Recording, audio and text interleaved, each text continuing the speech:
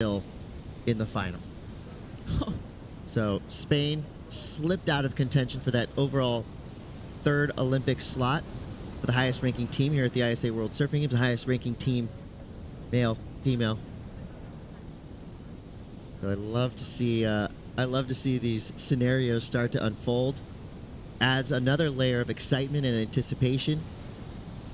You know, yesterday just felt like the ultimate surf celebration. So many golden tickets handed out by our fearless leader, ISA President Fernando Aguirre. I think he was having more fun than anyone. That's the dream job. Shannon Hughes called him the Willy Wonka of surfing, and I agree with that. He had a pocket full of gold, and he was just handing them out, kind of like Oprah. You go to the Olympics. You go to the Olympics. You go to the Olympics. Exactly right. So he's surfing's Oprah Wonka. It's collab. Cote and Hughes collab right there. 15 seconds left here in round 6. Heat 1, Joanne Defay took control with that 7-3-3. She's going to hang on to it. Nadia Aristarbe, Team Spain, just edges her way into second place. A super close heat there. Sally Fitzgibbons in third, Sol Aguirre in fourth. But Sally and Sol both will get one more shot at surfing their way back into the main event. These next few repechage heats are going to be intense. And they're going to come quick. We already saw Alonso Correa basically make a U-turn. He only had 25 minutes rest between his previous heat to the one he's already out in the water preparing for. Yeah. Basically go get some water, maybe eat a banana. If you're Jean Duru, you slap the water, punch yourself in the face. We saw him do that as a celebratory Yes. claim in his last heat. Hey, whatever That buzzer works. beater, yeah. I'm not judging anybody for their pre-heat prep, their post-heat wind down. Passion. Whatever it takes. So Team France right now looking solid.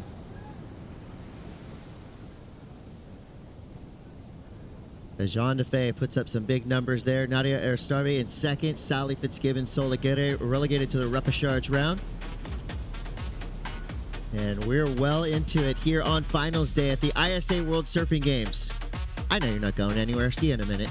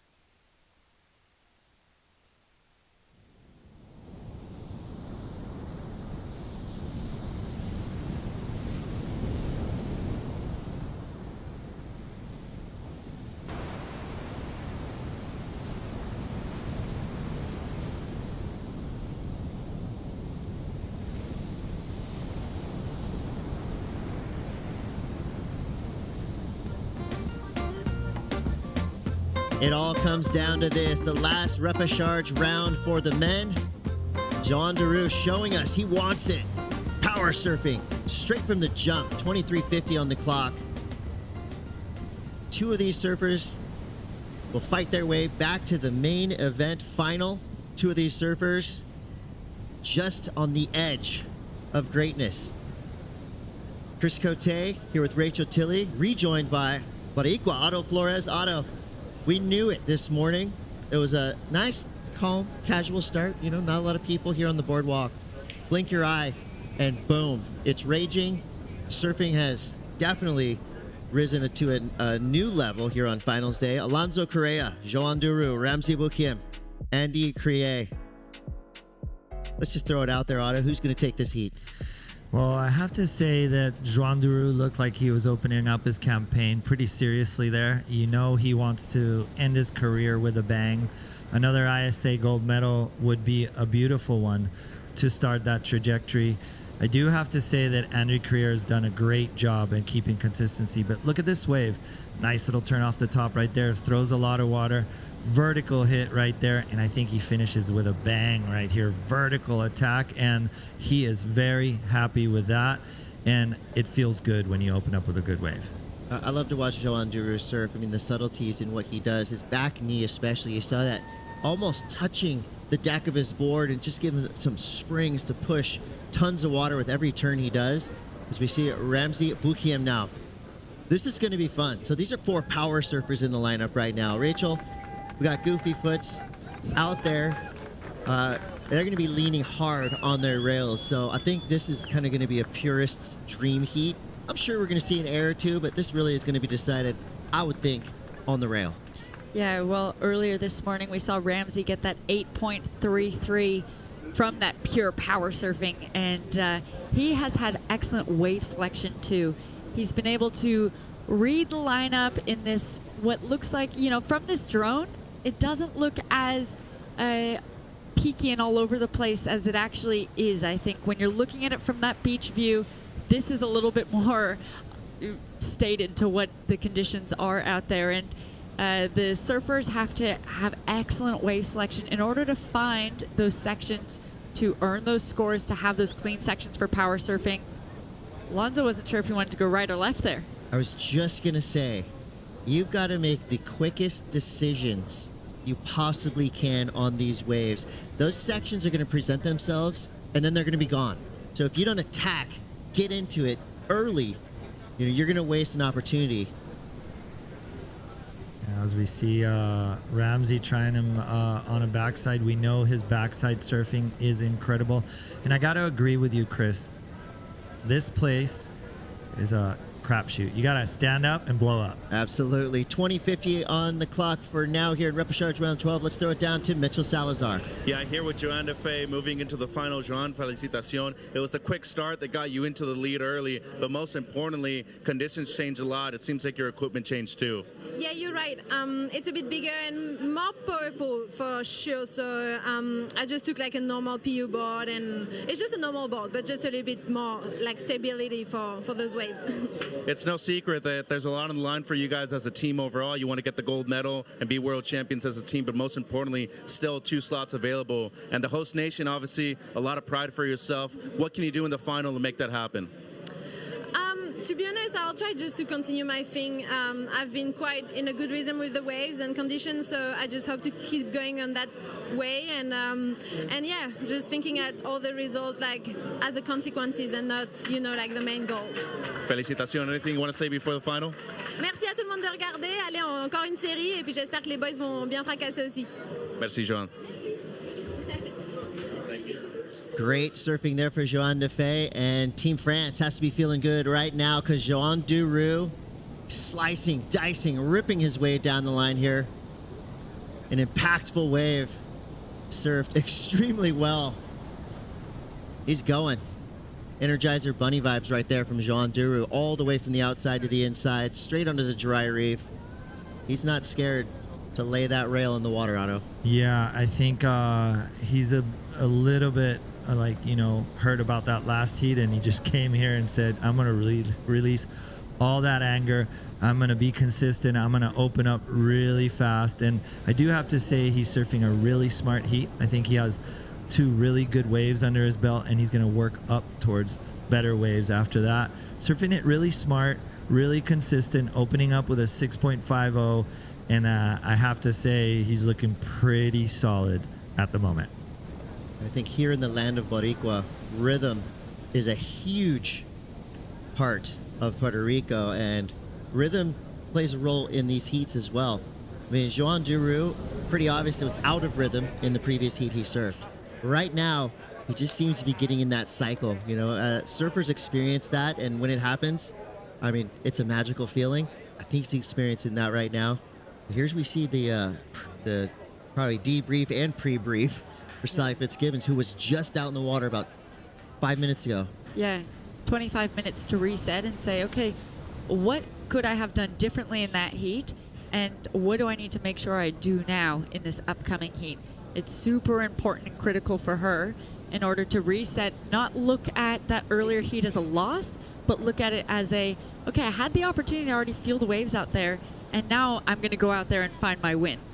Well, her history here in ISA competition is going to help her out a lot because generally speaking, on the championship tour, in other big events on the Challenger Series, you would have sometimes 2 days to figure out what to do better and, you know, achieve something great in your next heat. But for Sally Fitz and the rest of the field here, they get 25 minutes. That's not a lot of time to regroup, reset, and come up with a new game plan. Yeah, it's flapjacking. It's just flipping pancakes right here. And I do have to say that it could work in your favor. If you're fresh, if you're warm, if you can tap right into it like we see Jean Duroux, just really getting right back into the rhythm, knowing his mistakes, regrouping, but also restarting his whole strategy. And you know, hopefully Sally Fitzgibbon can be on point and do that. She's got a great history, multiple medals in the ISA format, and I do have to say, by the evidence of this heat, Jean Duroux just snapped right back, right into that rhythm, right into that tempo, and yeah, he's looking at 2 6s on his board. Yeah, it's a great start. He's still got 16 minutes and 40 seconds left. He's in third priority, but I feel like every surfer, at least in the past few heats, has really been out there on their own. You know, we haven't seen many paddle battles. I don't think we've seen even a contested wave in the past 3 or 4 heats. So to me, today, I know Medina did slightly use his priority in his first heat of the day in the last 2 minutes, but other than that, I think everybody will be happy to hear that it's just been based on good, clean surfing, wave for wave, turn for turn. You know, the surfing has been the key to success here, not the tactics, and that's always good to see. So with 15:58 to go, your surfer in green, Ramzi Boukhiem, right now just sitting on a 2 and a 1-4. We know that's all about to change if given the opportunity. Let's learn a little bit more about this surfer representing Team Morocco.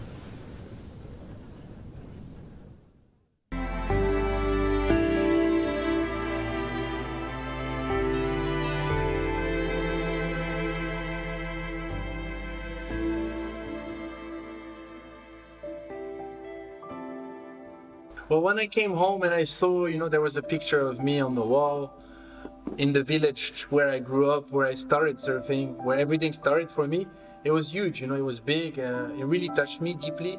I felt like, you know, I was like, oh, they're really proud of me. I went straight and I took a picture of it, of myself with the wall behind me.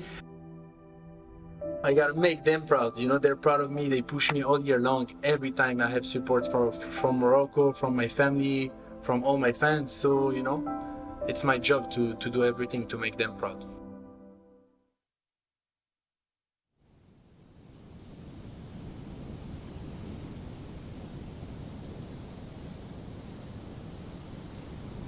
Great little piece there about Ramzi Boukhiem as we get now into the heat in the water. Alonso Correa had a 1.57 and a 1.07. One of those scores is going to be completely deleted. Great looking floater there. An impactful maneuver. Doesn't often get, I don't think, the credit you know, that it warrants, because it is pretty difficult.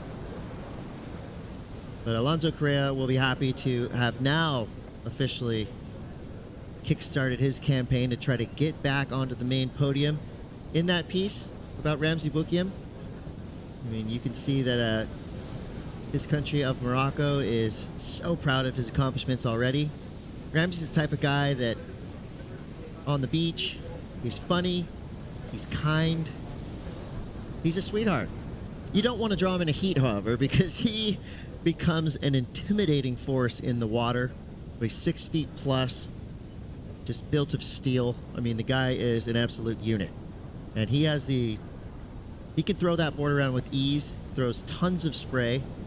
His technique is very precise, and when you have precision and power, you know, that's where you get those big numbers. So Ramzi Boukhiem right now hasn't been able to really show us what he's capable of in this heat with a 2 and a 1.40. Rachel, he's got 13 minutes left. He's sitting in second priority.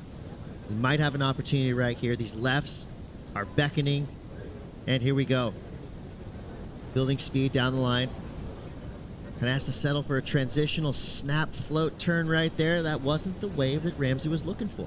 No, it just got stuck around that section a little bit too long and knew that that's not the timing that he wanted, and didn't see that final end section really standing up in front of him to take advantage of. So it's interesting how this heat's playing out. Joan, with a couple of sixes, actually has Andy needs a 9.93, and then the rest of the field would be in a combination situation. It's not often that we see surfers of these names in a combination situation for that first position, of course, with just a couple of sixes. So there is a lot to be improved upon, and I think we'll start seeing the surfers really kick their wave count higher, kick their gears into action in order to just delete all those scores that have been in their top two thus far. Yeah, and I see Alonso Correa's 6.37 just dropped. So great wave for his campaign, puts him in the second place position as we see our current heat leader, Joan Duroux. Whoa. Oh. I was just about to say this has been a real blue-collar style heat.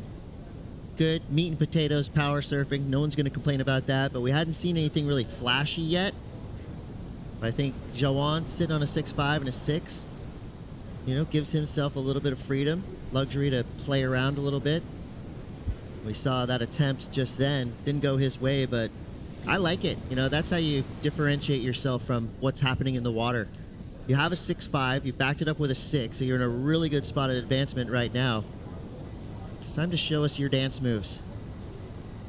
We've seen your work. Now let's see you play. Well, in John, I see somebody super solid. Joan definitely has a very complete game, and drawing him and making him a part of that Olympic conversation for France, that man can get barreled, and he is a very, very solid competitive surfer, has the whole package, and he's got those pair of sixes, so he's going to feel comfortable. But right in his heels, Alonso Correa with the 6-point ride as well, just kind of getting out of that room, getting out of that low score conversation, and one more score, excellent score, and Alonso Correa could be in his way to that final. Here's that 6.5. That this is the first wave of the heat, came in about the 45-second mark. Yeah, and a little bit different to be finding it on a right, but he was happy with that. That's how he wanted to start off his campaign. It's so important, especially in conditions like this, to get a quick start. I think that would have been his strategy out there, is get out there, get 2 strong scores, sit on that, and then look to improve upon that. And we haven't seen him be as busy as previous heats before, because we know he's been able to rest easy with those 2 scores. Now he's going to look to just build that house. Yeah, one that's been kind of sleepy is Andy Creer. Very consistent all competition, love his rail surfing, and really in tune with the lefts here at Arecibo, just really getting that consistency. Yesterday we saw him go through many repechage heats. I wonder if you're just running out of gas. So much surfing, so much mental stress too, because every single heat is a situation. But at least that Olympic qualification out of his head. Now he just needs to regroup. He only needs a 5.38 to get in the conversation. But all these surfers, Chris, they're going to replace those second low scores, and it's just going to be a harder task for Andy. Well, Alonso and Joan coming from that main round just earlier, so they've surfed significantly less heats than Ramsey and Andy to get to this point. So I think you're right that fatigue is really playing, and we're in day 9 of competition. That's a lot of heat surfed all throughout this event. And in conditions like this, that means a lot of waves surfed too. It's not like it's clean and you're seeing surfers surf maybe 3 waves in half an hour. It's 10 waves stood up on in 20 minutes. That's busy. And then they feel the force of Arecibo right there. That wave detonated on every surfer in the lineup. So it looks like we're seeing a pulse happening right now with this incoming swell. 8:40 to go. So there's been a lot of really cool Cinderella stories throughout this week. I'm going to put Andy Creer and Alonso Correa right in that conversation of, names that coming into this event, not necessarily household names on a global scale, definitely in their regions, absolute superstars. But Tim Elter, Andy Creer, and Alonso Correa. 3 names that a lot of surf fans might not have expected to see in the upcoming Olympic Games, but guess what? They earned it and they earned their spot in the sun right now, because these three surfers, you know, coming through, I would say the toughest field we've ever seen in ISA competition to achieve that level of success is a huge story, and I think just the start for those three. I know Alonso Correa, we've seen him in a lot of QS events around the world. I mean, he is, like I said, he's a superstar in his region, but it's just great to see these, you know, these names start to rise to that level of greatness. And here are your surfers that qualified right here in Puerto Rico at the 2024 ISA World Surfing Games. You know, Ramzi Bukiem, obvious international superstar. Same with Rio Waida, and I'd say Joan Duru in that similar field. But for the rest of the guys who qualified down here, they're in for a wild ride. Wow. Fame and fortune on the way. But Ramzi Bukiem now, he's trying to get the spotlight back, and he did it. That right there is pure power surfing at its finest. His backhand is deadly lethal. He showed us exactly why on that last wave. And here we go, Andy Crier. He's got a foamy big section. He gets blasted. He goes down, 655. Otto, I think Ramzi might be making a leap from the basement to the penthouse with that last score. I think he's looking for a ocean view for sure on that one. His backside, as we know, hailing from Morocco, is lethal. And I do have to say, we were talking about floaters. That floater's going to score pretty high. And Ramzi Bukiem, he's going to definitely jump from that third place position into that top position with that last wave. And going back to what you said about Andy and Tim and even Alonso, I do have to give, you know, Tim credit. He was an alternate. Somebody got hurt in last second replacement. And the one thing that I do have to say about Andy and Tim, they both came, as we see the replay. Let's run this through, Chris. How's this floater? Jeez. Oh, run it back again. That was a two-stager rock and roll floater. Finishes with two sledgehammer backside turns. And that's what we saw, surfing like that earn him that excellent score this morning against the powerhouse of Yago Dora, who would have been intimidating going into a heat against. And Ramzi stuck to his game of power surfing, of that incredible rail game that he has. And his 8.33 this morning was on his forehand. So, you know, now he's just saying that he can also provide it on his backhand. Yeah, great surfing there by the Moroccan surfer. As we see the Frenchman, big hit off the top right there. Nice foamy one. Doesn't matter for Jean Duru. Really well executed those maneuvers, and it's kind of an answer back to Ramzi as he completes it. And what does this say? I'm going to stay up top. I'm going to be solid. I'm trying to get rid of that 6.00, but Ramzi coming in with a 9.17. Hey. Yeah. I think Ramzi stole Yago's fire in a good way. Yeah. You know, a surgical strike is one thing, but that right there was a sledgehammer strike. I love that the judges gave him full credit for that two-stage floater. We talked about floaters being dangerous and difficult, especially on your backhand. And the way he did it set himself up for greatness. So, of course, speed, power, flow, that's the main equation. Just thinking that. Yeah, so this is it, right? Big critical snap, two-stage float, gets that rock and roll section down the line, straight back into it. And this wave provided him the opportunity to go from bang, bang, bang. He didn't have to kind of wait for that end section and pump and gain speed and navigate a frothy section like we just saw on Joan's last wave. So you see he gets that nice opening section, but a little less flow in here. He kind of has to navigate this frothy section. Not as much flow happening here. Now he does surf these sections well, but there's that combination of surfing the wave but having that excellent wave selection that provides you those opportunities. And Ramzi just doing it the best. Yeah, and I love that the judges identified there that there was no break in the flow from Ramzi Bukiem. And, you know, again, the subtleties there. To come down from a two-stage floater, airdrop like that into the flats and not break flow is elite. And I love that our judges identified that and threw out the highest single wave score of the day, a 917 for Ramzi Bukiem. You're right, Otto. He's got a beautiful view of the Atlantic right now from the penthouse he's living in. Yeah, and I do have to say, thanks to our production team, we put those two waves side to side, and it was evident. Yeah. It was that flow, that tempo, and it's really hard to come off a floater and just not pump your way into your next maneuver. And like you said, Rachel, every maneuver that he did was just a continuation of that same line that he drew, and that was beautifully surfed. I mean, that last turn was on point. A little bit of a hard section, you know, when you have a foam coming on right there, to put your board vertical and to actually throw the tail.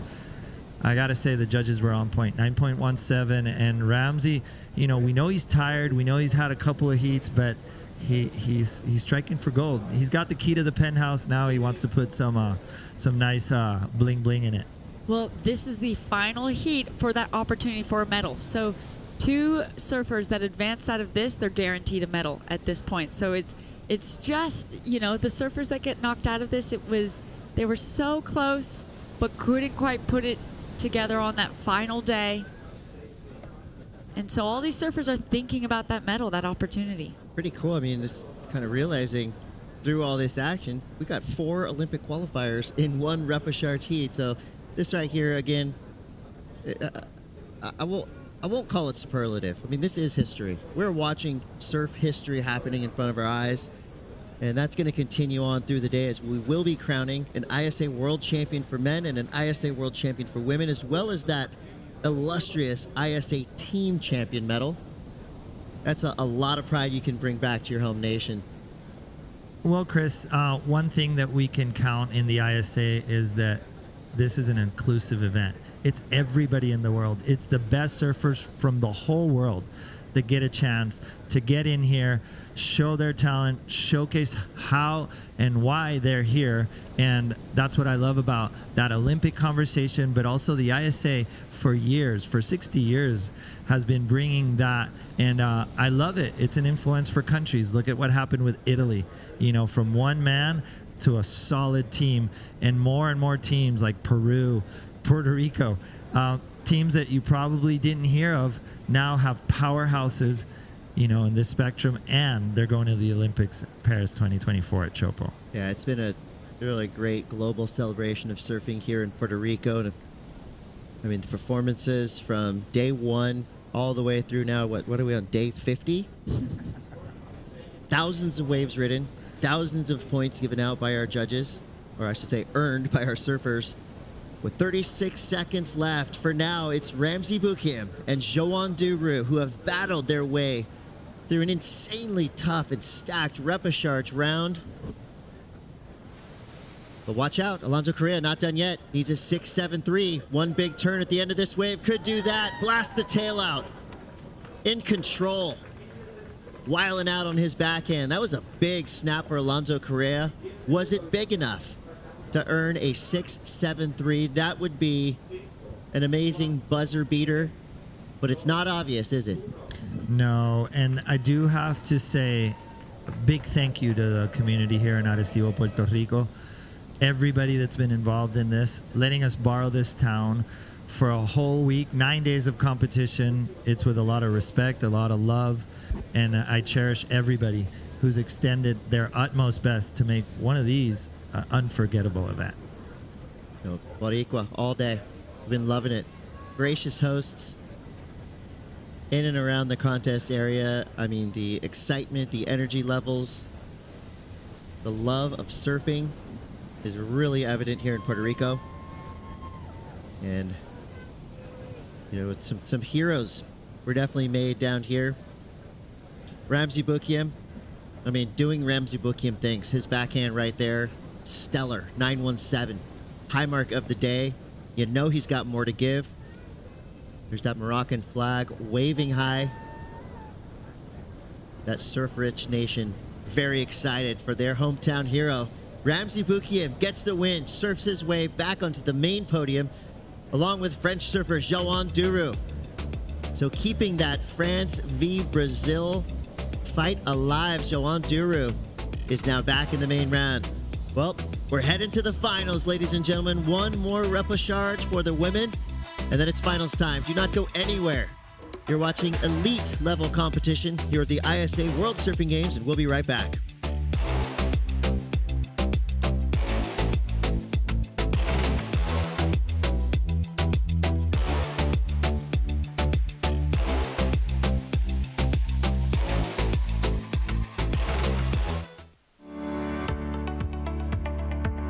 El cariño deja una huella. Vela porque estemos bien. Celebra las nuevas etapas de la vida.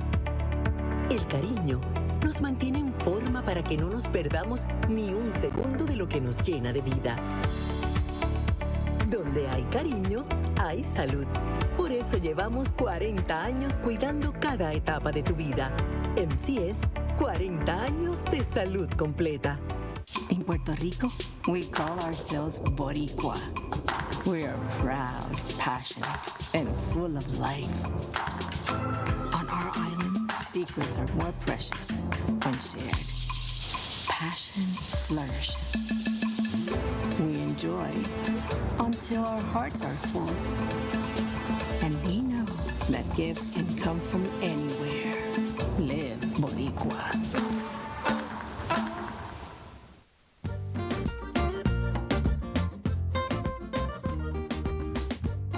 Welcome to the 60th anniversary of the International Surfing Association of the World Surfing Games. It's very exciting to see all that has unfolded this week as we're now into day 9 of competition, which is finals day, and these 4 women are 1 heat away from winning a medal.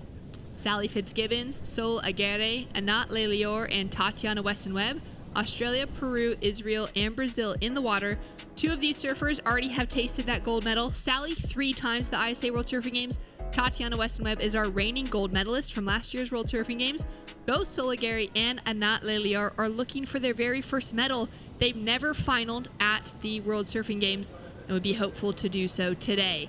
As we see Tatiana attack an aggressive section on the start, Shannon Hughes on the call alongside the 88 world champion Barton Lynch. Barton, what an exciting day it has been so far. Yes, as we see that Brazilian flag fly, it's been flying all week, it's been flying proudly here on finals day. Tatiana Weston-Webb, a goofy footer, so is Anat Lelior. So 2 goofies, 2 naturals, meaning the goofies stand with their right foot forward, the naturals with their left foot forward, and that's really one of the only differentiating things really between, in how you can choose to surf. It's whether you got the right foot forward or the left foot forward. And that all comes down to when you're learning, whether it's as a little grom or as an adult, kind of figuring out what's the most natural way to get up to your feet.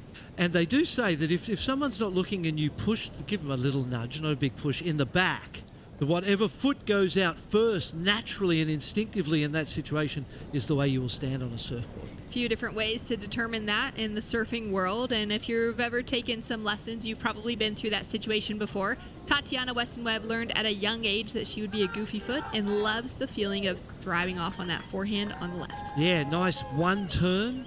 Won't be such a massive score, but it's a good starter. It's a nice turn. It was critical on a big section. Definitely seen that the taller, bigger waves today are the easiest path to the big scores. But we've seen some great rail surfing from the ladies this week, that's for sure. We certainly have. 21 minutes on the clock, a 5.83 drops through to open up the account for Tatiana.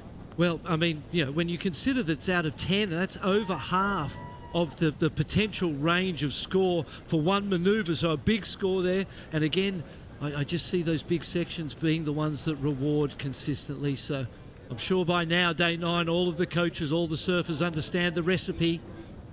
Paddle now for Sol Aguirre out of Peru. Just earned herself a spot for the Paris 2024 Olympics. Out of competition this week, she hooks it up into a really heavy section on her closeout maneuver, and she'll go down, already having found herself with the best result to date. And, it's not every year that the World Surfing Games has this much consequence to it.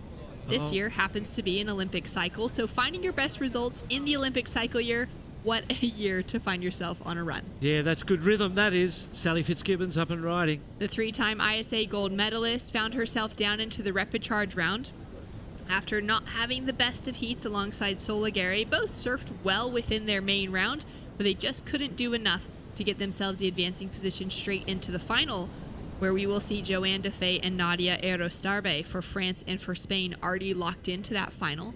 Top 2 surfers from this heat right now will be joining them and fighting out for that gold medal, as well as for those team ranking slots that are still available on the men's and women's sides. There we can see Ramsey Bokyam just having a little debrief after another great heat. And it says next heat, but it's the final. It's not just another heat. That's what this is coming up, is what we've been here for all week. And you know what? 4 goofy footers in that men's final. Oh.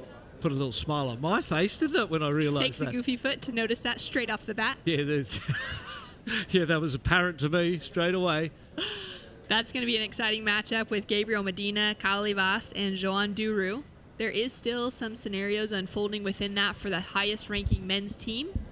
Gabriel Medina will have to take away a win alongside Ramsey Bokiam in that silver medal position to keep the hopes of Team Brazil alive to secure a 3rd spot. If any other situation unfolds, if the 2 French surfers end up on top, or one of them on top and even one of them at the bottom, then that puts it in their favor. So they've got a great opportunity now to secure a 3rd slot. Sally Fitzgibbons up and riding for Team Australia, fighting her way through this opening wave. A little bit of kind of backwash within that, the wave kind of bouncing around a few different directions. She does well to navigate it, and she'll put together her first completed wave on the board. Took that wave with the first priority, saw that it had some potential, didn't want her opponent to get it, so used the first priority. It's now with Soligere from Peru, a young lady with a massive future ahead of her. Sally Fitzgibbons, the most experienced person in the water in this event, most probably across the entire field, still alive in this second to last heat. Qualify through this, you're in the grand final. Talk us through this last wave of Sally Fitzgibbons. Couple of little top turns there, got really aggressive in the pump and the drive towards that last turn. And for Sal, drives off the bottom, first turn, nice snap, kind of gets caught for a little moment there. Snaps back into the power pocket. You see there was this energy in her body. I've got to generate the energy. I need to build the speed to get that last turn in and maximise the opportunities. Oh, big wave on the outside. Weston Webb with a very challenging takeoff.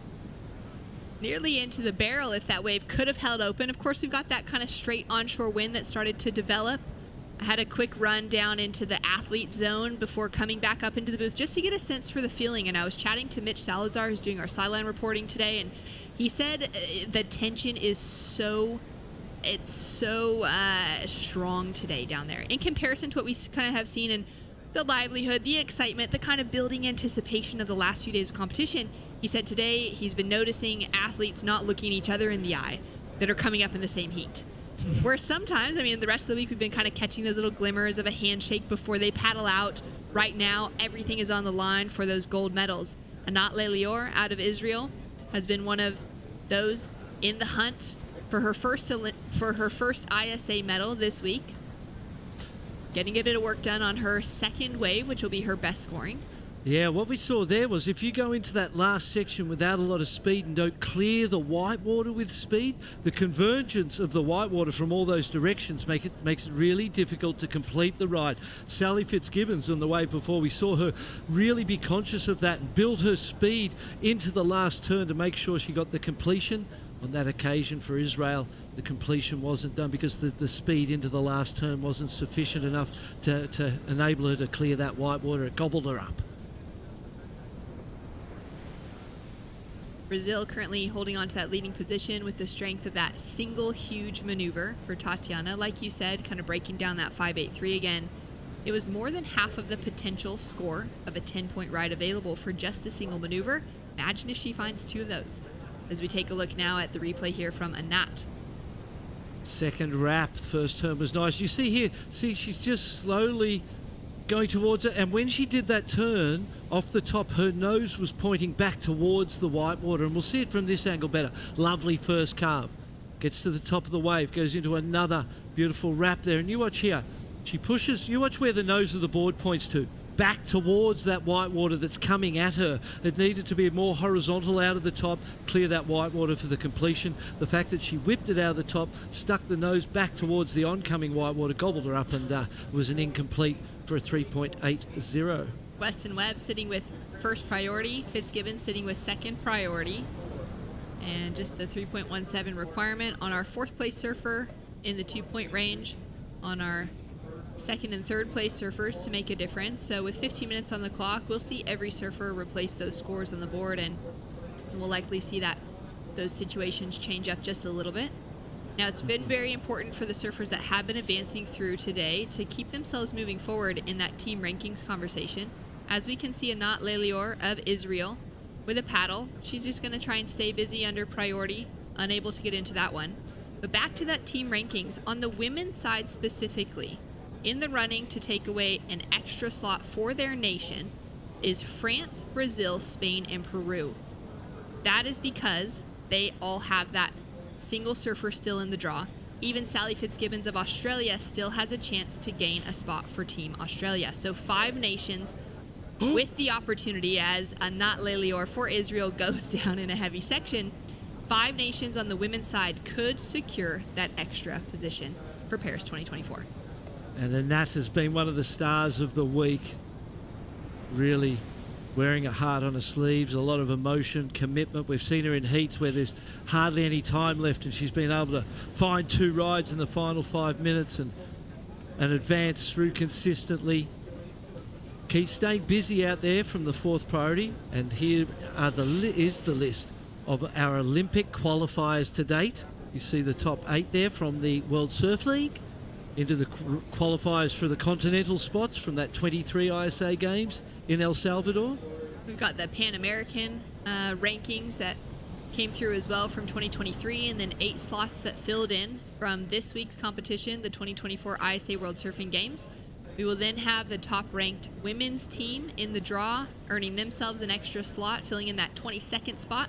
We've got Team USA that already has that highest ranking spot from the 2022 World Surfing Games. They earn themselves a slot, and then a place for universality. So still 3 names of individual surfers that we're going to see fill those in, but they're going more on national allocation than they are just an individual basis. So that's where we don't have that filled in yet, and 2 of those positions still to be decided. We just saw a critical exchange of priority there, Shannon.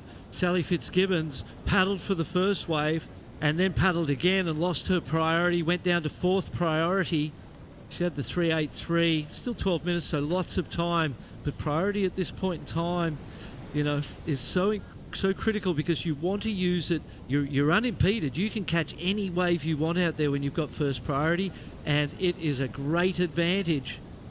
To lose it without even riding a wave is got to be considered a big mistake for Australia. Especially at this stage of competition. Yeah, and this stage of a heat where you haven't had a scoring ride of consequence. Here we go. This could have been Sally's, but it's Tachi's. Finals day here in Arecibo, and Tatiana has been looking great every time she paddles out, finding that more open wrap as the wave softens out on her. Yes. Well, fortunate for her other competitors. Unfortunate for the Brazilian. Used the priority. Now she's down to the 4th priority. So, it has been difficult all week to use the priority. Sometimes it's obvious and an easy thing to use when the waves are lined up, consistent, and you can tell the good ones from the bad ones. In these conditions, very beach break. We're on a reef break, but it's very much like a beach break style of wave. And knowing what it's going to do on the inside reef when you take off on the outside reef is a guesstimate at best. But the best surfers in the world have been figuring that one out. It has looked like a complicated wave to figure out, though. Yeah, absolutely. And every single day we've shown up, it's looked different. We've seen, a slightly bigger surf, slightly smaller surf. We've seen very windy kind of cross-shore days. We've seen now this clean morning with the biggest conditions here at Rostrial today. But now that onshore wind has already started. It's kind of coming more straight on today than it is from that cross-shore direction. So that changes the way this wave is breaking, the way every wave rolls over the reef. It's been fantastic for the performance aerials, the wind. It has been one amazing air show. We've seen some of the great massive airs that we've ever seen in competition at ISA here in Puerto Rico, courtesy of that wind. And we imagine as the land heats up, that wind's going to increase during the day, get stronger and stronger, and we'll see people taking to the air. Tachi now up and riding, digs the rail in on her opening turn. Now she has found herself back in the lead off of a 2.27. Anat's just going to bottom turn right in front of her competitor, hoping to take away the lead. She needs a 4.31 for that single maneuver to put herself up into first. We have seen a 5.83 for a single maneuver, so we know it's completely possible. I think the finish was a little less graceful than Tachi's, and so I don't know that will go that high, 4.31. It was a nice turn. It looked like the wave had a lot of promise, but it closed out very quickly. We saw her try and dive over the top of the white water to get out the back. Tatiana Weston-Webb having a look at this. Defending gold medalist. Defending gold medalist. Each one of these women, aside from Sally Fitzgibbons, will be heading to the Paris 2024 Olympics. But that being said, Sally Fitzgibbons was in Tokyo, so we've got a whole slew of Olympians currently in the water.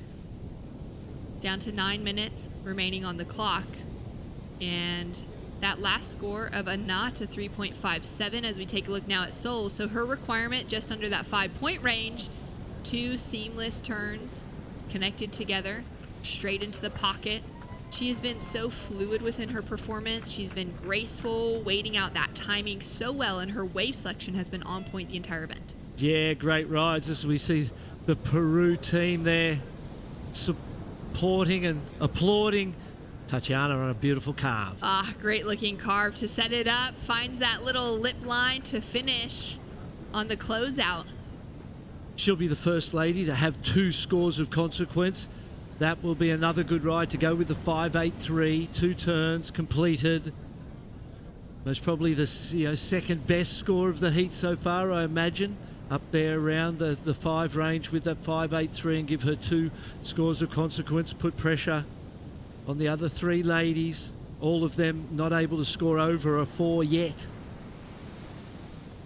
Up and riding now, Fitzgibbons with a 4.28 requirement at the moment, but knowing she needs to stay busy, increase that score line because we'll have better scores dropping for the rest of the field. She does well with that wave. As she drops down into 4th, this will help her situation. Scores are starting to trickle in across the field. We've got a 5.5 in for Sol Aguirre of Peru. Takes her into the leading position. Now puts a requirement of a 2.84 on the board for Weston-Webb. We know that she'll get that on her last wave. Yep. And now Fitzgibbons with a score to drop as well. Currently chasing a 4.85. That won't change by too much should Seoul end up into second, because those heat totals are very close between first and second at the moment. And there it is, a 7-point ride drops in for Tatiana Weston-Webb. It takes her into a convincing lead, Barton. A knot up and riding. A knot up and riding now. Setting herself up down the line, hard off the bottom into the lip, tries to just take that board as, dynamic as possible, pierce through that lip line. And when you're watching surfing and you see the wipeout or the fall, you go, oh, well, that's dramatic and not a good thing. But in that situation, you've got to go for it. It's only one turn. It was not a big set wave, a smaller set wave. So there's only one way to turn it into the sort of score you need to advance through to the final, and that's to go for it. So that's why we see such radical surfing and radical attempts in those situations. Sol Aguirre, on the other hand, as you said, has shown poise and grace the whole time under pressure. And on that wave she had for the 5.5, she's just surfed fluidly and beautifully, and knew that there was a score in the wave, and she didn't need to risk anything. She just needed to maximize the scoring potential that was in the wave on its own. She did that beautifully. Well, 6 minutes 23 seconds on the clock. Fitzgibbons now up and riding. She's dropped a 3.47 for her last wave, so she still remains in that 4th place position with a requirement on the board to take over second. She was in 3rd priority, so that's the reason she's having a look at these waves, because, as we said before, you don't know when you take off all the time. When you take off outside, you're not sure what it's going to do on the inside. So in 3rd and 4th priority, it's worth a look. It's worth a try. That's why we see Sally doing what she's doing out there at the moment. Little set starting to come through right now. Tatiana Weston-Webb sitting with 1st priority. Sol Aguirre with 2nd priority. They'll duck dive this as it just doesn't have the shape, really any shape to that wave. Maybe a little double up on the inside section. We've seen a few of those waves with kind of a trickier outside. Start to hit that inside reef and they'll really light up. Yeah, they clean up when it gets to the shallower water and it starts to draw that wave face. It cleans it up like a grooming machine on a mountain. Here we go, getting ready. The man of the moment, Gabriel Medina, a lot on the line. I think we'd all, feel like the Olympics would be complete if he was there. It certainly would feel complete. Well, he's done everything he possibly could until this stage to try to earn a position. Coming into this men's final, Gabriel Medina has taken out a win in every single heat he has surfed so far. And he has done the sort of surfing that makes it look like it's fun. He hasn't felt like he's under pressure yet. His ability to handle the pressure and be joyful in the moment of that pressure is incredible. Here we go, priority being used. Sol now up and riding, chasing a 7.33 to take away that leading position. Just that single maneuver, looking to improve on a 3.17 to make the job even harder. Now, taking a look, Barton, correct me if I'm wrong, but the requirements on 3rd and 4th right now, those look actually like requirements to take away a leading position. Yes. Not to take away that 2nd place position. Yeah. So they're actually just going to be looking for scores to take away 2nd, as this is the repechage final. It's not the main final yet. Sally Fitzgibbons up and riding. That was nice fluid surfing. Was hopeful for her that wave would have stood up even more. Yeah, it was. It was a beautiful turn. Nice, clean arc. Swooped through the turn. Unfortunately, the wave offered nothing else. 3 minutes. It's at the point now with just under 4 minutes that she has to start settling that wave selection back a bit and just being certain that the wave is the score she needs. So those requirements, the 9 and the 9.03 on 3rd and 4th, are just to take them into the lead, not actually the advancing positions that they need, as we see Tatiana on this one. That was the 7-point ride, 2 turns, so been scored really well today. The 5.83 for 1 and the 7 on this one. Beautiful wrap into the closeout section. Little sort of lower speed line, clears the whitewater beautifully and has been very dominant. Her wave selection has been on point. She's done everything right. Really, from the start of this heat, she's been in the lead the whole way. She's also been one of those surfers that's been highly consistent, I would say, for Team Brazil, Tatiana, and for Gabriel Medina, having those real winning streaks throughout the entire event, looking steady every time she's paddled out. Finds herself in the repechage round now, though, needing to battle back. So hasn't quite had that perfect record, but her surfing has been right there in every single heat. Yeah, that was an interesting choice of wave. It was a closeout, essentially. She's gone left on all her other rides, so I imagine she was like, I'm going to show the judges something else and see if a 1 turn can get better than the 5.83. I don't know that it does. It's a beautiful backhand re-entry. Just one. Disappeared in the whitewater, cleared it. Be interesting to see how the judges feel about that one. And Nat with the paddle struggles to get into it. Drives off the bottom and maybe wasn't going to be able to make the most of that wave just from the way the takeoff unfolded for her. Sol now looking to improve on a 3.17 will put more pressure on the back half of the field. One nice looking snap. Done with style, with speed, power, and flow as well as she tags the end section. It's a long ride and it's a long paddle. The support crew loved it. I'm not sure that it improves on the 3.17. The 1 turn on the backhand before got the 2.83. Perhaps it improves a little, but it was a shouldery wave. The layback snap. This is dangerous here. Up and riding, Sally chasing a score now to get herself into the advancing position. 2-turn combo.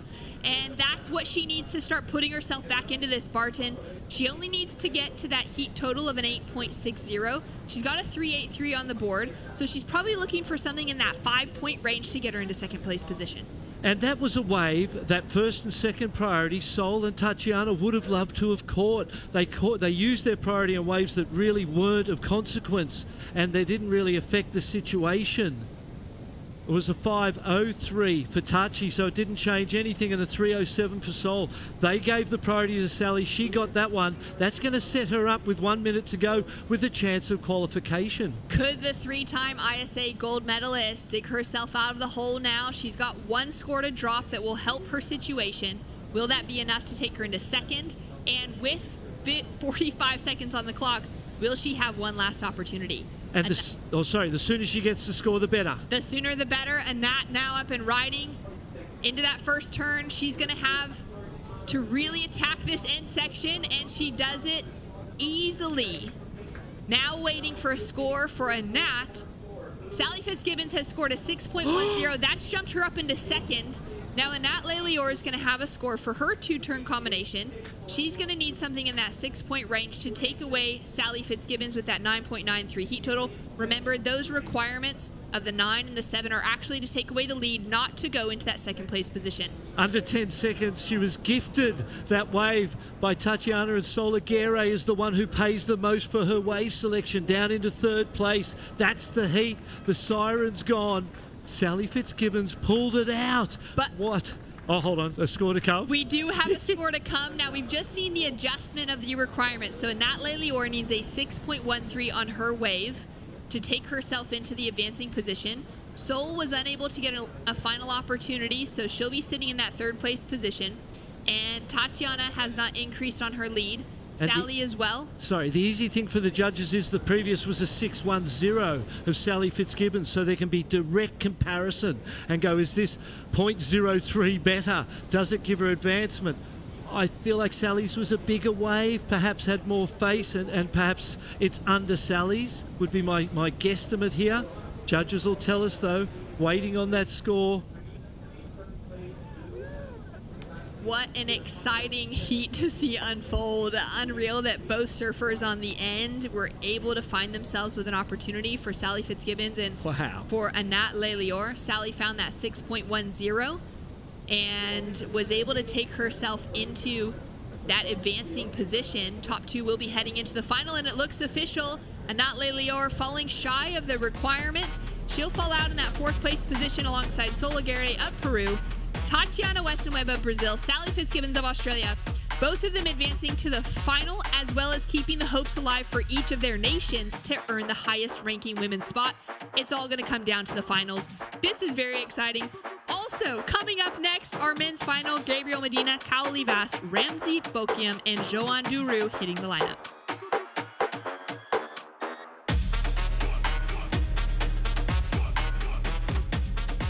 Here in Arecibo with athletes from around the world to restore the mangrove forest behind me. Protecting our coastline is critically important for the health of our waves, so we're honored to be a part of the ISA and these World Surfing Games. Today we're restoring a mangrove forest. These mangroves are what are called blue carbon ecosystems. They capture and store more atmospheric carbon than any habitat on the planet.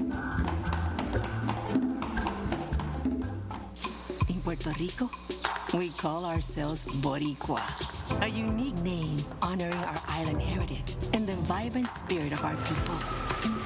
When you bask in the warmth of our beaches, when you taste the love in our food, when you embrace the call of our adventures, you'll find that spirit in yourself. Dare to live every moment. Live Boricua. Crank your amps up to 11. It's time to rock and roll. This is the finals at the ISA World Surfing Games. We are so excited to present to you our 4 finalists. One of these 4 surfers will be a gold medalist and a world champion. Will it be Gabriel Medina, Kaoli Vast, Ramsey Bokiam, or Joan Duru? A lot at stake for all 4 of these surfers in the water. Here in the booth, I'm Chris Cote, joined by Barton Lynch and Otto Flores. Excitement levels at an all-time high. This is going to be radical. Here we go. We're going to start off with Ramsey Bokiam. His power surfing has been his key to success throughout this entire event. And Ramsey dropped a 9.17 to make his way into the finals. What? Well, if anyone's going to find a tube, it's this surfer representing France by way of Tahiti. Kaoli Vast, one of the best tube riders on the planet, finds the only cave on the coastline that we've seen in the last week. Hey, I do have to say that one of the things that Rastrial has is that little shelfy, punchy barrel. And I'm not going to say that was the cleanest barrel, but I'm really happy to see that somebody just went through that curtain. And I think France, their corner was all fire ahead. We need to win this thing. We need to leave no chance, because this guy in red has a mission to accomplish. Yeah, we're gonna field our final Olympic slot for the men after this final. Medina has been on a tear throughout this contest, and he continues his roll. Brilliant surfing for Gabriel Medina, our Superman, doing it again. That's how you start a final, Barton. What a great exchange to start this final. Ramsey just got a 2, wasn't what he was looking for. That left, Cowley out there, and Gabriel. Cowley, I can't wait to see that tube ride on the replay, because we have not seen one since the first opening weekend. So there's got to be some novelty value in that for France. And I noticed in that earlier heat, Otto, Gabriel did some great airs, but they were coming in at 6s and 7s. And in my mind, I was thinking, well, the judges have seen a lot of great airs. They need to see something different, or asking for it. Perhaps the tube ride was it. But when you combo it up with 3 turns, a little short on the top one there. Well, I have to say, Barton, that Colivast opened up incredibly, but Gabriel wanted to leave no space. No doubts, and nothing to be said. Full rotation right there, lands it, and it's not over yet, Not gentlemen. over. I know. He is just hyper-focused on this next section. Nice little snap right here, and just finishes with a bang, throws the tail, and I'm not a judge, but this is excellent to me. I mean, that's the if we're watching a UFC fight, that would be a leg kick to the head, a punch to the gut, and an uppercut at the end to finish. Well, the air on its own was of value. Massive. Just on its own. You add the first and the last turns in, bookend that air with something. Here's the tube. Pulls in from behind. Look at that wild section in front of him. Amazing tube ride. First we've seen for a long time. We're expecting some great novelty value in the score from the judges for that. It's come in as a 5.33, Chris. Yeah, I think that's a... Look at this. That's a totally appropriate number, because while that was an extremely difficult tube to ride in and out of, you know, in the grand scheme of the heat, I feel like that was the exact number that he earned right there. Great call by the judges. You know, only a surfer knows the feeling, right? When you see a tube, you got to take that chance, regardless of what you're surfing for or what heat it is. Here we go. Calivas, he can do it in the barrel, and he can do it in the air. Telegraphing down the line. Gets a sketchy ramp, lands in the flats. He goes down. 26-28 to go in this final. So a big observation here. Gabriel Medina sitting wide, noticing that low road is where the hollowness of the wave is, where the most maneuver possibility is, and just really, really hyper focusing on this. I know the judges have their work cut out for him. That little red ball is just spinning its head off right in our screen. But Ramsey Bouquin on this right, surfing it. Sometimes the ocean overpowers even the most powerful surfers. That was the case for Ramsey Bouquin right there. So as it stands for now, Calivas is in the lead with a 5.33, but we're still waiting for what we think is going to be a solid chunk of points for Gabriel Medina. And Otto, tell us about where Medina is sitting in the lineup. He's pretty far away from the rest of the field. What is he seeing that the other surfers are not? I've been talking about this all week. That low road, so you get a chip in from the top and you might be able to connect. He's not leaving that doubt to himself. He knows that the better wave is that wide one, the one that stretches out, that gives you multiple opportunities, and he's going to leave no room for error. He's going to try all his tries down there. And Barton, one thing that you picked out is that priority has kind of disappeared from the equation. It's more about rhythm, consistency about getting waves, and yeah, these two guys are definitely going to duke it out. Yeah, Cowley using his priority there over Gabriel. Comes unstuck. Yeah, sometimes when you try to force it, it doesn't work out. Gabriel Medina, he is heavily rewarded for incredible surfing. A 9-point ride. Gabriel Medina has not lost a heat this entire contest. Every heat he's surfed, he has won in a convincing way. And we saw that literally from his first heat of this event, his first post-heat interview. You could tell something was different about Gabriel Medina than we saw in the opening events on the championship tour. He came down here to Puerto Rico with vicious intent, but he's been doing it with joy. He's been doing it with this just incredible energy. I think this is the turning point for 2024 for Gabriel Medina. Well, one thing I do have to say, as we see the replay of Colivas, probably the most informed surfer after Gabriel Medina. Really intelligent surfing, but I do have to say, Gabriel Medina has put it to one more wave for him in this contest, and he's got 20 minutes to pick that wave out of the lineup. He's already put an excellent score. Look at the replay. Nice little foam climb right there, eyeing the section, difficult degree, executes it, and finishes with a bang. We knew it was going to go excellent, Barton. Speed, power, flow, bam. Great wave selection, great style. Here's Jean Duroux. You know, I was thinking earlier on that Joan Dua and Ramsey Bukiam were going to kind of stick to their strengths, being their powerful backhand surfing. You saw them kind of well over to where the right has been, to where they've got their biggest scores of the day so far. But you see Joan Dura there cutting left. Wave didn't necessarily go his way. He's going to have to sit with a couple twos, maybe a three for that last wave. We'll see what the judges give him. 23 minutes to go. Gabriel Medina back into that priority spot, and Ramsey Bukiam back on his backside, hunting these right-handers to give him that punch where he can hit back. We saw him get a 917 on a wave in this area. Bigger than that, better than that, more sections than that, but you know his comfort level, and you know the strength he's relying on right now is that backhand turn. I got a good question for you guys. Does the judging influence change when you see surfing like that? Obviously, we know that 9.17 from Ramsey was amazing, but it's almost like the scale has been reset in this with that 9.0. Ramsey obviously looking for that right, looking for that opportunity. I think his surfing and his rail surfing is the reason why he's there. But is there a degree of difficulty? Is there a different curb with Gabriel opening up like that? Yeah, I think even before Gabriel opened up like that, you knew he was going to do it. Here he goes again. The Medina show has just begun with 21 minutes left. Nice slicing carve there for Medina. Second turn, a lot like the first. So he's going to want to mix things up here, blast the tail out. So he's trying it better at 3.5. I think he's done it. Those two opening carves with the little added flair of the tail slide there. Calivas now attacking, gets hit back. He goes down. We could tell that everybody is just going for it. You know you're in the final. There is no second place. Silver medal, yep, bronze medal.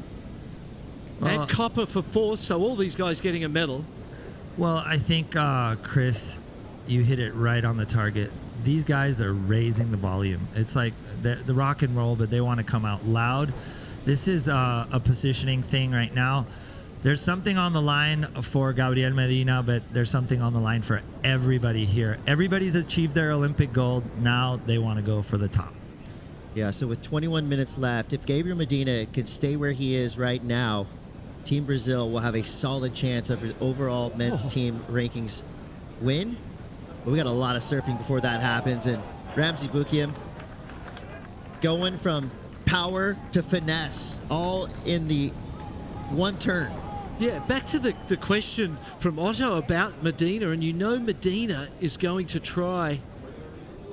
He's going to try those airs. He's going to the airs. And for Ramsey, the backhand is his strength. So we saw him at the start of it go to the backhand to try and match, fire with his own type of fire. It wasn't working. He switched it up to the left, found an absolute smoker, and those two big turns they're going to rival and go up into the near excellent. I feel like it's an excellent ride, and it's going to put him in a strong position as well.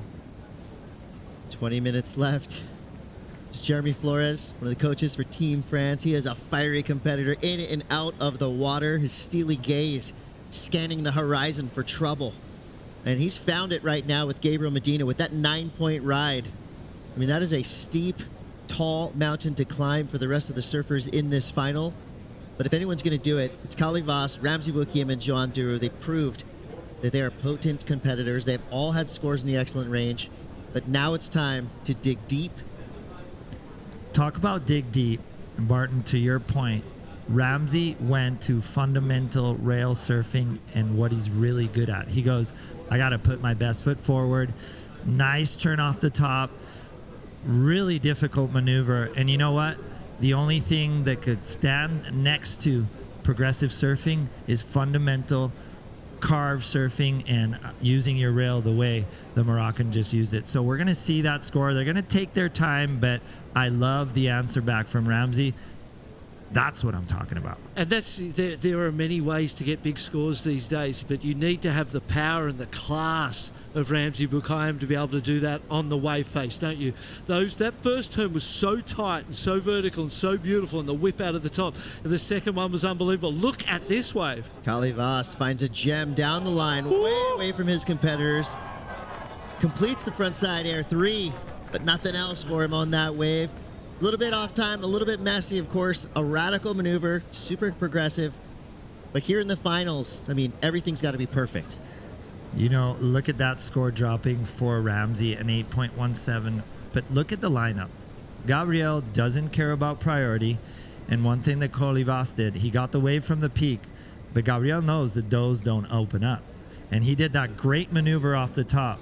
But that little white water just doesn't extend itself to the reef. It doesn't give you the playground. And Gabriel is just hyper-focused on finding one of those waves and doing it. Great performance here by the Frenchman. Goes above the air. But unfortunately, this wave just closes out on him. And on second look, I mean, it was a little bit loftier than it appeared from the opening angle. But here's that wave of Bukhayam. Barton, you said it, that first turn, tighten in the pocket. Then he frees the fins right there, just adding a little extra, what do you call it, saison? Saison to that turn. Losing the fins, kicking him out, in control. And so I like the mix of power and progression that we saw from Ramsey Bukhayam. At 8.17, the only score right now that is standing tall next to Gabriel Medina's 9-point ride. Medina did back up his big 9 with a 4.77. That's just a placeholder. Forget about that number. That's going to be eviscerated very soon. You can tell Medina right now playing the waiting game, hunting a ramp. But Ramsey Bukhayam back to work. Slicing carve to start, setting things up, building speed to this inside section. It's kind of crumbly, but he's going to continue on down the line. So far, nothing real great there on that wave, but he keeps the ball rolling. Trying to get rid of a 3.33. Here we go. Medina uses his priority. He was looking for an error in that opening section, but he finds it there. Wow. Well, one of the first falls of the entire event for Gabriel Medina. Now we see Kali Vast. Quick little tail whip. Frees the fins. Gets a third. Still blasting his way down the line. Forcing the issue. What does Kalivas do? He goes down the line. He looks for that wide one and starts getting into that conversation. I want to break down what sazon means. Sazon is what you put in those rice and beans to make them taste incredible. Sazon is how you season that piece of steak that you eat here in Puerto Rico. And sazon is what you put on a wave to get an excellent score. More sazon from Gabriel Medina. Look at his eye line. Staring right at the lip. Waiting for an opportunity. Little off-timed, off-tempo there from Medina. But he's pushing, right? Yeah, he's just doing his thing, isn't he? He's really not paying attention to the other people. He is one of the greatest, maybe the best competitor in the world as far as competing goes. He's ruthless. He will do whatever it takes. But in more recent times, he has mellowed, and success has mellowed him and has made him more likable to the public, it would be fair to say. Ooh. But the power of this guy, it could be a problem longer term if he doesn't get a good second score. I think we're seeing that Medina come back, that competitor. You know, he feels comfortable around the crowd. He feels comfortable around his space. But we're seeing the return of that kind of funky Co-Medina. It was unbeatable. It was those excellent scores. It was multiple excellent scores. And you see the fire. You see the lion. I like his goatee. It looks like a pirate, and he's out to look for treasure here, man. Well, here's some straight up power surfing on a nice little wedge. Beautiful. Fully maximize the power pocket of that wave. And even that final section, not a lot of surfers in the world could make a turn look that good in a really tough, critical part of the wave to hit. Faded it back, got really deep on that little chip, and it was positioning on the reef that found him that, and he faded it in, came around the corner beautifully. Jean Deroux, live action. The Frenchman needs something right now to keep himself in this. That's not the one. Yeah, slow start for Jean Deroux. But he's probably had the most buzzer-beating finishes of anyone in this contest. Never count out French surfer Joan Duru. Now we go back to Medina. Quick stall on the takeoff. Scans that wave for opportunities. Doesn't like it. He's out. 13:50 to go. Not often in a four-man final you would see 4 goofy footers. Love it. And then have 3 goofy footers commentating them. It's a goofy day. fest today right now, peoples. Let's go, goofy Put your right footers. foot forward. It's the day of the goofies. Look at this thing. There's a goofy-footed champion from here in Puerto Rico at the ISA World Surfing Games for the men. Well, there used to be a contest, goofy versus regular. Evidently, we goofies have prevailed today. Barton, a very interesting conversation here. Gabriel goes to second. Obviously, Ramsey Bouquin coming into that first place position with that beautiful pick. It wasn't the best or biggest wave as we see him. He's in rhythm with the ocean. Chris, what is he going to do on this one? Well, he's just going to get out of there and get back to the takeoff zone where Medina is sitting right now by himself in second priority. Joan Duru in that top priority spot. But again, priority really hasn't come into play yet. But you can bet in the final 5 or 4 minutes, that's going to be a huge part of who gets the win here. Yeah, still 12, so it feels like there's less, doesn't it? It feels like we're getting down to that time, but there's still a lot of time because there's been so much action first. But Ramsey Bouquin, he's going to feel really confident. He has done 2 turns for an 817, 2 turns for a 717. Hasn't gone to the air, hasn't left the wave face, but has been super progressive and powerful and aggressive in those maneuvers that he's done. Gabriel's going back to what he wants to do, concentrating on himself, moving over to where the other guys were. Didn't work for him, but he needs to improve on that 477 as quick as he possibly can to reapply the pressure. Well, the conversation that's eluding us, the elephant in the room, the 2 Frenchmen are 3rd and 4th. Gabriel gets a first. The probabilities start going his way. If there's any chance, he needs to separate the Frenchman away from him. And evidently what we're seeing on screen, he's separating himself. He's giving himself the chance. If he gets an excellent score in the 7 range, it's going to be dangerous. This is that 9-point ride right here that really just electrified the audience on the beach, the judges. Everybody got fired up after that wave. Since then, the highest single wave score is right here, this 817. So tight. This is a tweaked out maneuver at the end, but that's traditional base surfing done as good as it can possibly be.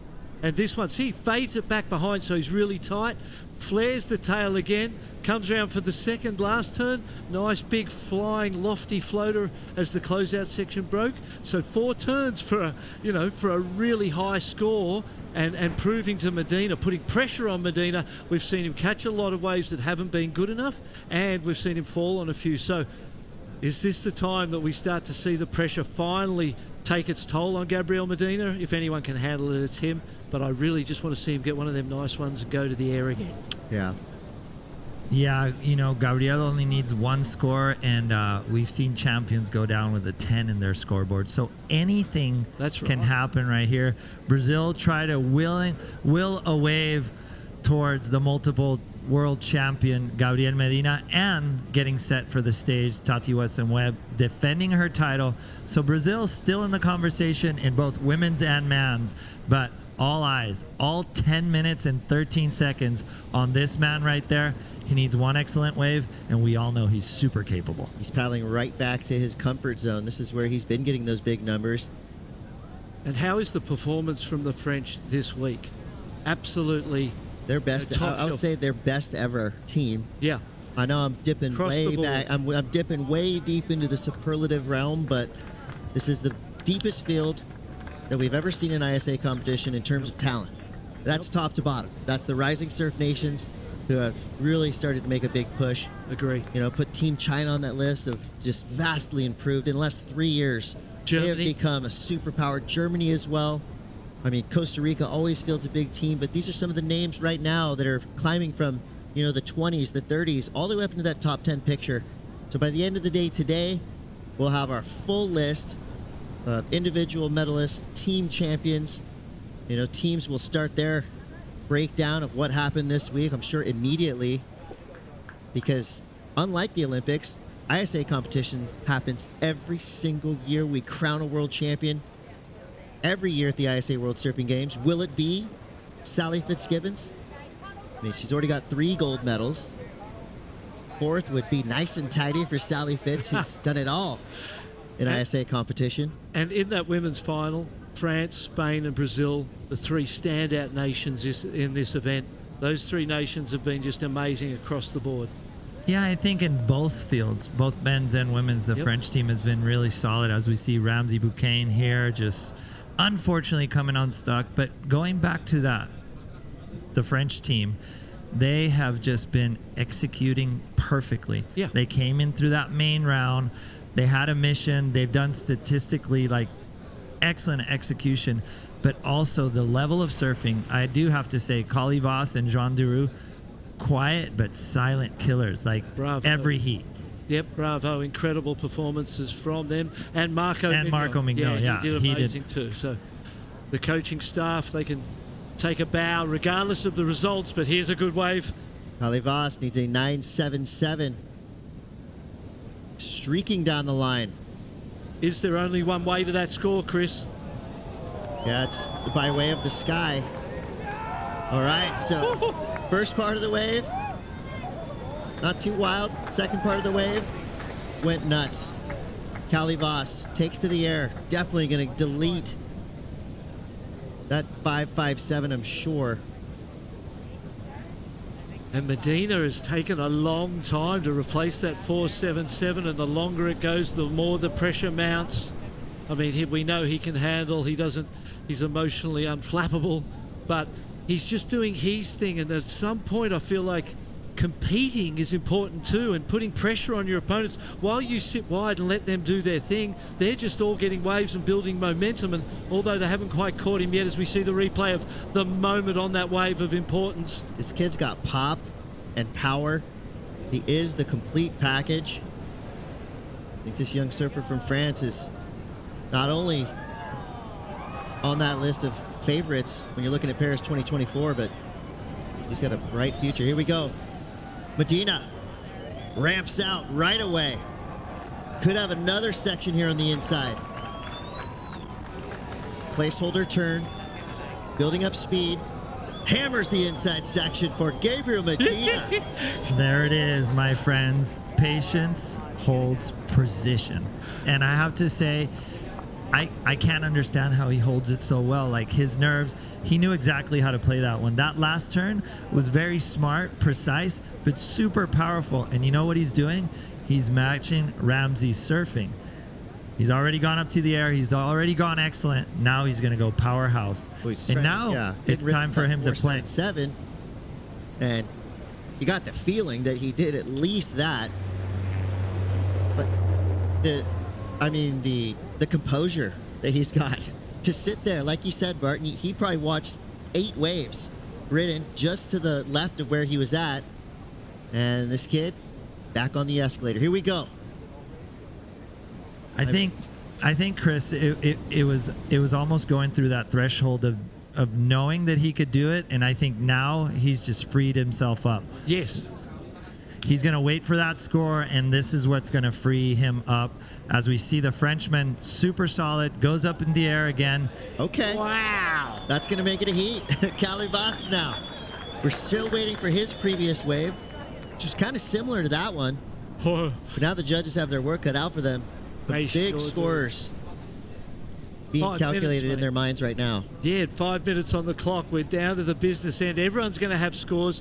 We're waiting on Gabriel's and Kali Voss. When we get those scores, we'll know where things are at into the final 4:45, 7.20.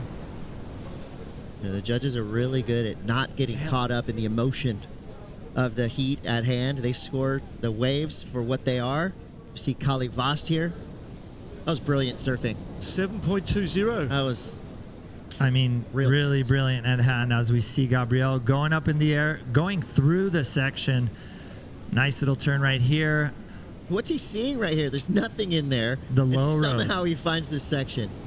I like how he finished this thing. And you know, why are the judges taking their time? They're doing the comparison. That little red ball is definitely there. What I liked about this air is that he actually made the section with it. Yeah. It was a progressive maneuver, but also technical in its way. And I love how he finished this one. So we'll have to see what the judges give him, but now we got a fight in our hands. It's a 6.6. And that will put him back into the lead. Ramzi Bukiem drops to second. Still waiting for scores for Kali Vast. Cali improved, got his best wave to 7.20. Medina again. Here we go again. The monster, Gabriel Medina, finds a couple impactful sections. Somehow, miraculously keeps his feet stuck to his board. Beautiful surfing. I mean, come on. Barton, I have to say, he's looking at those growers, and he just did something right there that, I mean, look at Kalivas. He was looking at him. That degree of difficulty, we didn't think he was going to make the maneuver. He came out of it and still surfed the wave. So, Gabriel Medina, I don't know. That 6.6 might be leaving the zone right there and just reassuring that first place position. You know who Gabriel Medina is surfing like right now? Gabriel Medina. Like no one else, Yeah. eh? Yeah. I mean, he is one of a kind. John He's Daru. obviously rattled the rest of the field. I mean, they're pushing. But Medina is just fending them off with every wave he surfs. So he just dropped to 6.6. And we're going to wait for what could potentially be another potent number in Gabriel Medina's scoreline. If he wins here, his Olympic dream is alive and well. Of course, a lot of numbers, a lot to unpack after this heat. So we'll see what happens. But Gabriel Medina, he's got the doors slightly open for him right now in terms of Olympic qualification. Well, I was telling Chris and Barton, like, he needed to get that wave, that 6, to just free himself again. And that just kind of opened the door. It took the pressure off. You could see he was kind of, you know, pacing the lineup and wanting to switch his strategy. As soon as he caught that 6, it just opened him up. And the backup was just reflex, I think. And his surfing is superb.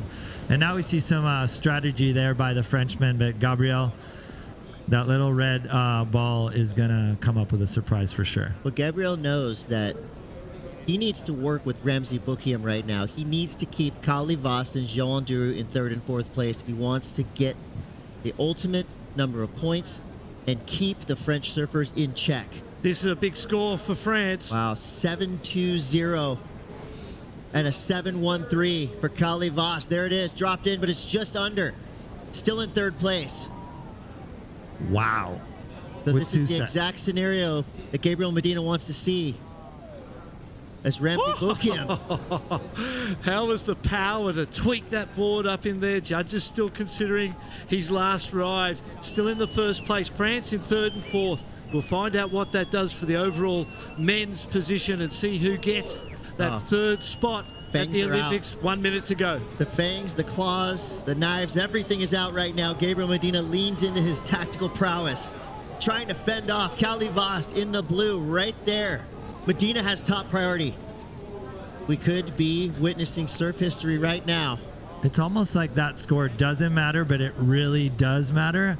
30 seconds remaining. Gabriel definitely, you know, strategizing against Kali Vast, has it, and look at him blocking. Wow, that was, again, calculated. He knew that wave was a dud. I'm speechless right now. Great use of the priority, still waiting on the score. There it is, a 7.4, consolidates his 1st place. 10 seconds to go. Last looks for Kali Vast. But give it up to Team France. Oh yeah, great event. John Daru, good on you, mate. Great event. And Team Brazil starts the celebration. Surfing's Superman, Gabriel Medina, ISA gold medalist, world champion. Wow. You know what? We talked about it at the start, and he did not let us down in one heat. He won every single heat, the whole competition. And Arecibo and Gabriel Medina, best friends. The monster has awoken. Gabriel Medina. We've known him as one of the greatest and fiercest competitors of all time. We've known him, there he is, celebrating on the way in, the Brazilian team, touching the heart. He is a superhero of our sport. And what a great victory for Brazil, keeping their hopes alive, or his hopes alive, of an Olympic spot. And he's going to remember this one. He tried this one as hard as any title or any contest. And if anybody deserves to be in Tahiti, it's Gabriel Medina. What about Carly Vast? You did mention the Frenchman, Jean Leroux, but Carly Vast, what an event for him. This guy is going to be a threat. He's going to be a problem for the rest of the competitive surfing world for a long time to come. Yes. And, still, even with the third place finish here at the ISA World Surfing Games, he is definitely your top name when you think of potential Olympic gold medalist in his backyard in Tahiti, Paris 2024. This show is just starting, right? I mean, now we really get to dive in. Does Gabriel Medina potentially get a slot in the Olympics to compete at a wave that he is fearless and ferocious at? Hey, if anybody could give himself a chance, Gabriel did it in flying colors, and I think he's going to remember this victory as one of the ages. It's really awesome to see how he did it, where he did it, and also he did it for his country. Yeah.